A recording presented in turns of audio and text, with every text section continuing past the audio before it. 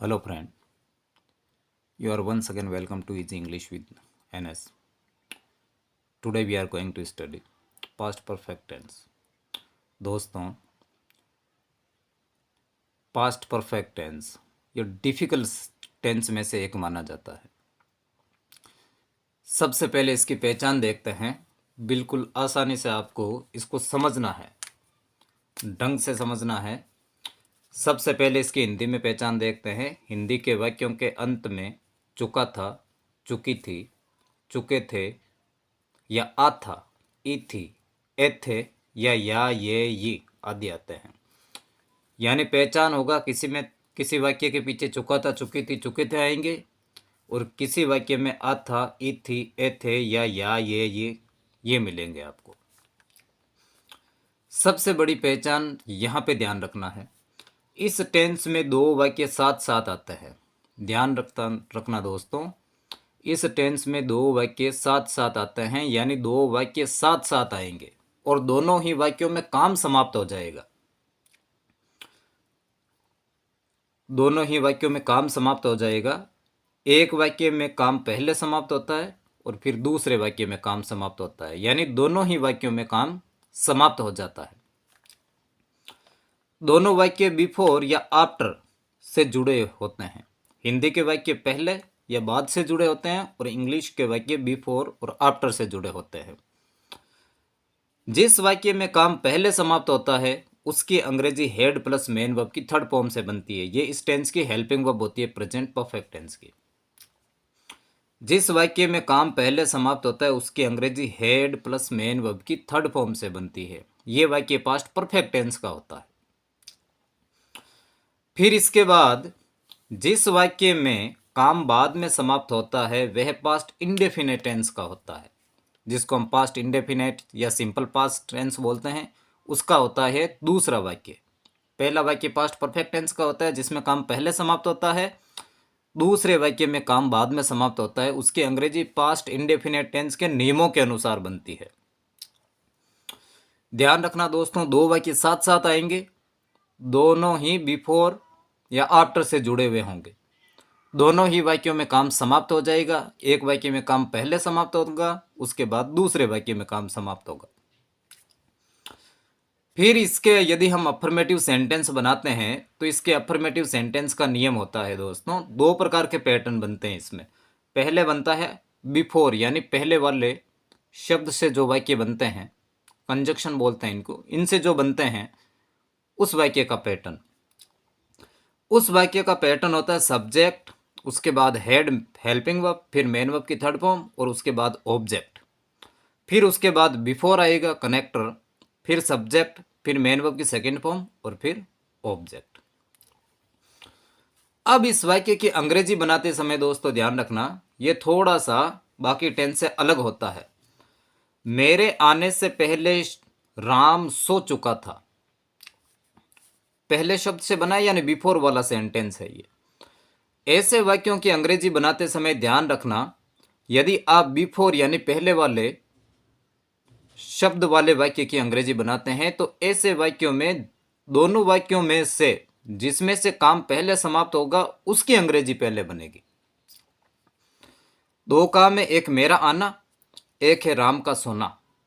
अब दोनों वाक्यों में जो काम पहले समाप्त होगा उसकी अंग्रेजी पहले बनेगी और वो बनेगी सब्जेक्ट, फिर हेड, फिर मेन वर्ब की थर्ड फॉर्म और फिर ऑब्जेक्ट से।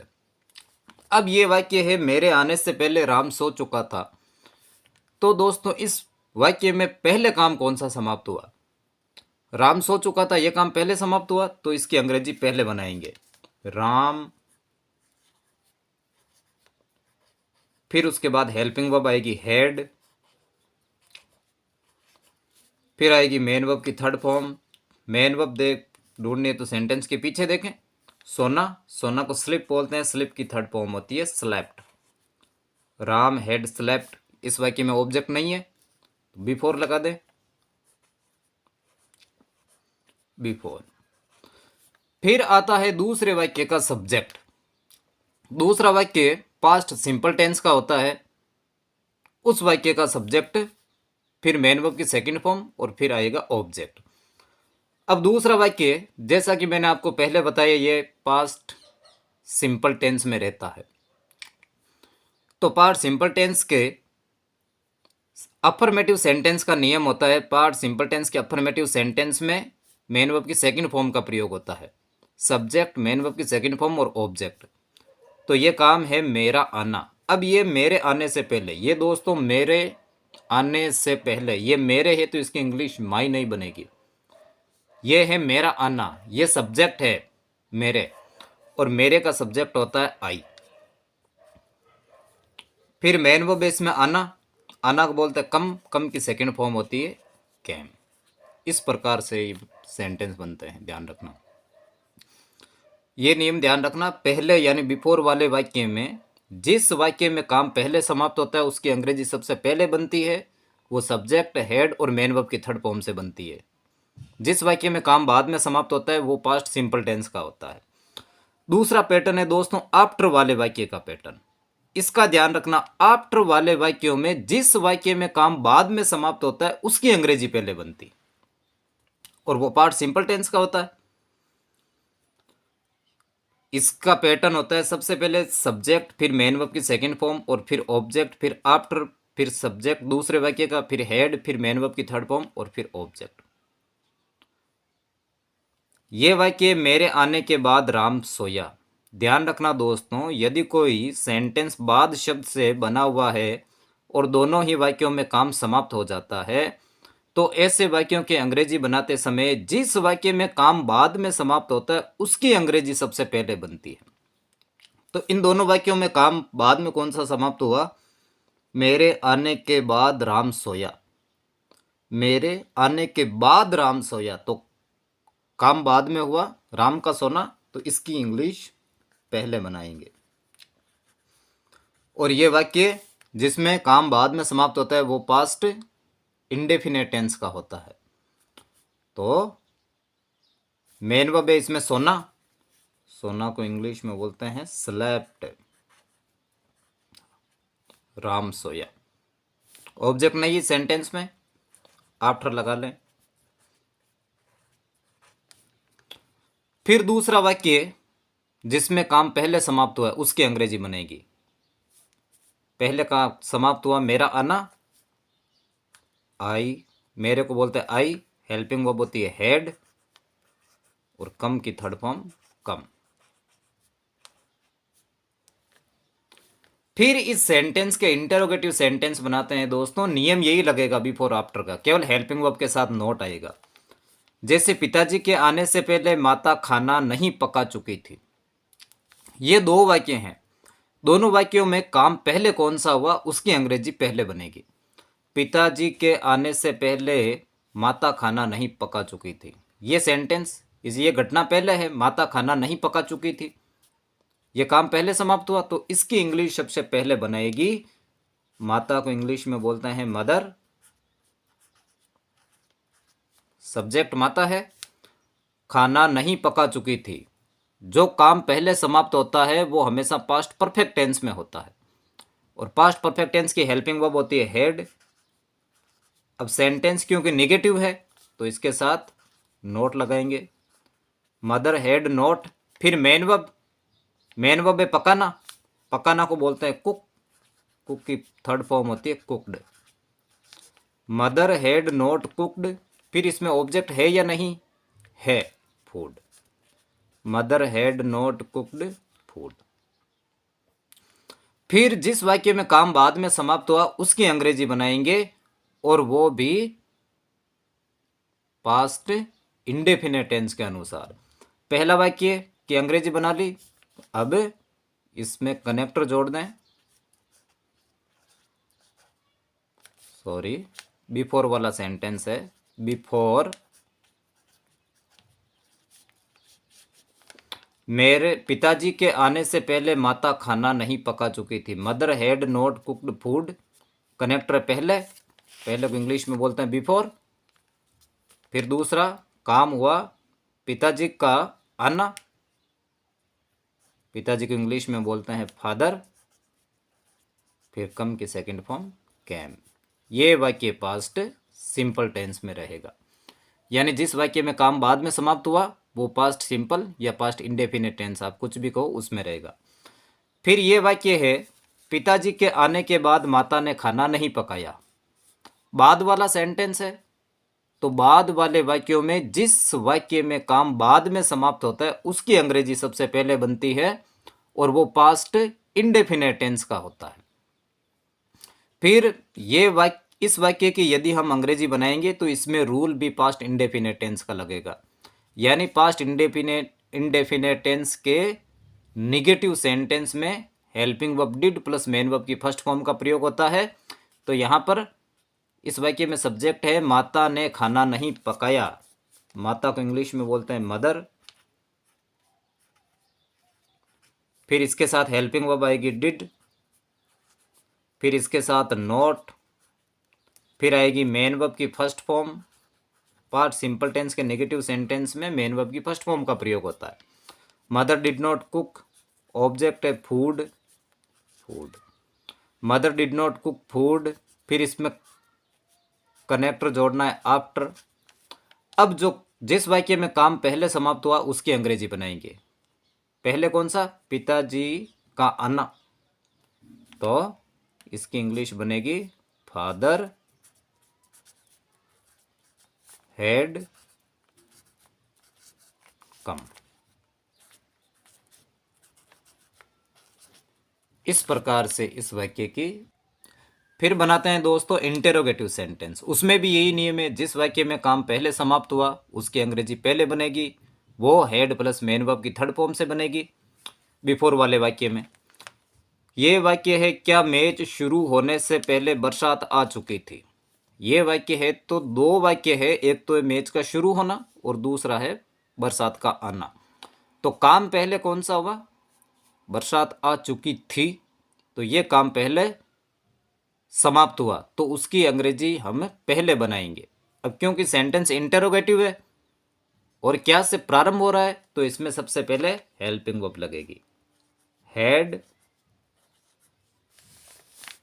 क्या बरसात आ चुकी थी, यहां पर बरसात का आना ये मेन वर्ब भी है और इसको नाउन भी बना सकते हैं।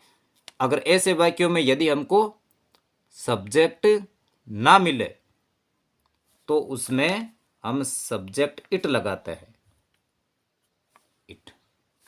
फिर बरसात आना को बोलते हैं रेन, रेन की थर्ड फॉर्म होती है रेंड। क्या बरसात आ चुकी थी, ये सेंटेंस इतना ही है, इसमें ऑब्जेक्ट है नहीं, हैड इट रेंड। अब कनेक्टर जोड़ देंगे before, had it red before. फिर दूसरा काम कौन सा हुआ, मैच शुरू होना, had it red before the match started.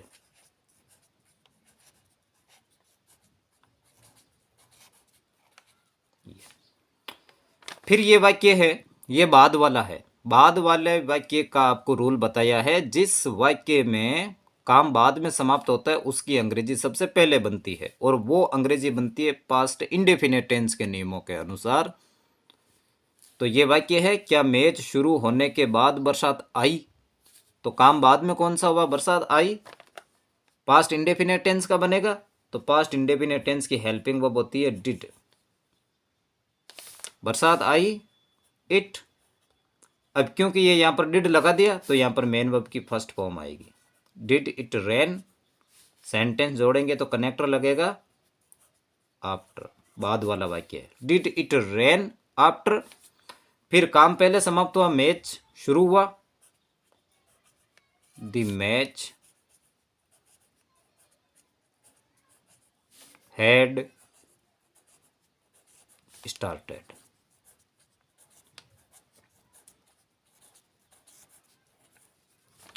फिर बनाते हैं दोस्तों WH वर्ड से बनने वाले सेंटेंस। रूल वही लगेगा, जिस वाक्य में काम पहले समाप्त हुआ उसकी अंग्रेजी पहले बनेगी पहले वाले वाक्य में। यदि कोई वाक्य पहले शब्द से जुड़ा हुआ है तो जिस वाक्य में काम पहले समाप्त हुआ उसकी अंग्रेजी सबसे पहले बनेगी और वो हेड प्लस मेन वर्ब की थर्ड फॉर्म से बनेगी। अध्यापक के आने से पहले विद्यार्थी क्या कर चुके थे, काम पहले हुआ, विद्यार्थी क्या कर चुके थे, तो इसकी इंग्लिश बनाएंगे तो ये WH वर्ड से बनने वाला सेंटेंस है, तो क्या से बनेगी, क्या को इंग्लिश में बोलते हैं व्हाट। फिर WH वर्ड के तुरंत बाद हेल्पिंग वर्ब आती है, ये पास्ट परफेक्ट टेंस का वाक्य है, तो यहाँ पर हेल्पिंग वर्ब हैड आएगी। फिर सब्जेक्ट है इसमें विद्यार्थी, what had the students,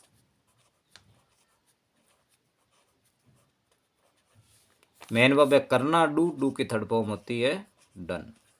what had the students done. अब यहां पर है दोनों वाक्यों को जोड़ेंगे तो कनेक्टर बिफोर लगेगा।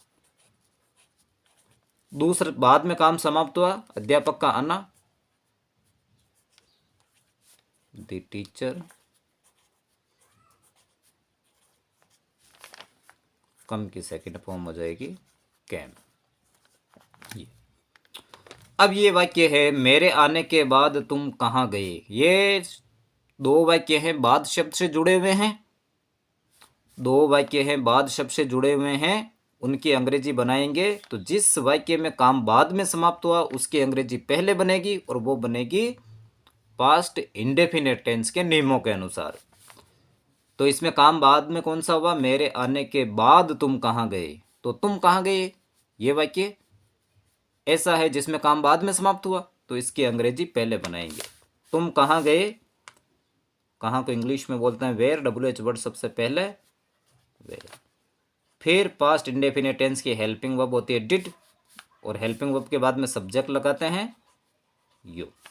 फिर मेन वर्ब की फर्स्ट फॉर्म आती है पास्ट इंडेफिनिट टेंस में, वेयर डिड यू गो, ये सेंटेंस बन गया तुम कहाँ गए। बाद यहाँ पर कनेक्टर है, इसको इंग्लिश में बोलते हैं आफ्टर। फिर है मेरा आना, इसमें काम पहले समाप्त हुआ, इसकी अंग्रेजी हेड से बनती है, आई हैड कम। फिर इस टेंस की सबसे इंपॉर्टेंट चीज है दोस्तों, वो है adverbs of time. Adverbs of time ये सबसे महत्वपूर्ण होती है इस टेंस की, जो एग्जाम में आती है। यह है इसके एडवर्ब्स ऑफ टाइम। यदि अंग्रेजी के दो वाक्य बिफोर या आफ्टर से जुड़े हों, ये दो कनेक्टर हैं, यदि अंग्रेजी के दो वाक्य बिफोर या आफ्टर से जुड़े हों और उनमें से यदि एक वाक्य पास्ट सिंपल टेंस का होता है, पास्ट सिंपल टेंस कहें या पास्ट इंडेफिनिट टेंस कहें, का हो तो दूसरा वाक्य पास्ट परफेक्ट टेंस का होता है। और इसका उल्टा भी यही होता है। कैसे, यदि अंग्रेजी के दो वाक्य बिफोर या आफ्टर शब्द से जुड़े हों और उनमें से यदि एक वाक्य पास्ट परफेक्ट टेंस का होता है तो दूसरा वाक्य पास्ट इंडेफिनिट टेंस का होता है। अब ये क्वेश्चन आता है इस प्रकार, fill in the blanks with correct form of the verbs. ये वाक्य है Mohan blank space go out to play, Mohan blank space go out to play before I rang him. ये वाक्य बिफोर से जुड़ा हुआ है, ये इधर एक वाक्य है और ये दूसरी तरफ ये वाक्य है। इस वाक्य में रिंग की सेकंड फॉर्म आई हुई है रैंग, तो इसका मतलब ये पास्ट इंडेफिनिट टेंस का वाक्य है। अब ये पास्ट इंडेफिनिट टेंस का वाक्य है तो ये पास्ट परफेक्ट टेंस का होगा। यानी यदि अंग्रेजी के दो वाक्य बिफोर या आफ्टर से जुड़े हों, यहाँ पर बिफोर है, उनमें से एक वाक्य पास्ट इंडेफिनिट टेंस का हो तो दूसरा वाक्य पास्ट परफेक्ट टेंस का होगा। अब यहाँ पर पास्ट परफेक्ट टेंस की हेल्पिंग वर्ब होती है हेड, तो हेड लगाएंगे, और पास्ट परफेक्ट टेंस में मेन वर्ब की थर्ड फॉर्म का प्रयोग होता है। नंबर 2 देखते हैं, Adil blank space help me after he had recognized me.